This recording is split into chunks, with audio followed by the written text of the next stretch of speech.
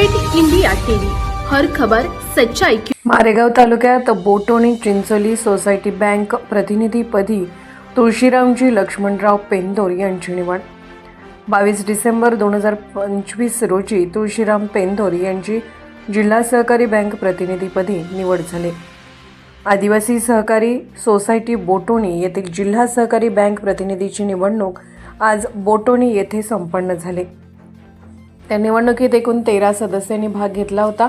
आदिवासी सहकारी सोसायटी बोटोणीमध्ये 13 सदस्य संख्या असलेली सोसायटी आहे।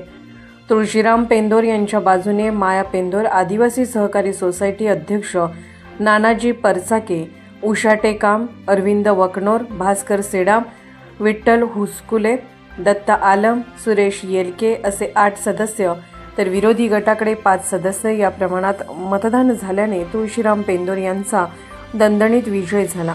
या निवडणुकीसाठी बबनराव जोटेंग, गणेश खडसे, संजय तुर्विले, श्याम कुमरे, कुणाल पेंदोर तसेच विनोद आत्राम यांनी मोलाचे सहकार्य केले।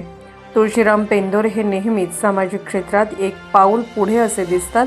त्यांनी आताच राजकीय क्षेत्रात पदार्पण केले असले तरी पदार्पणात त्यांनी विजय खेचून आणल्याने त्यांच्यावर विविध स्तरावरून अभिनंदनाचा वर्षाव होत आहे।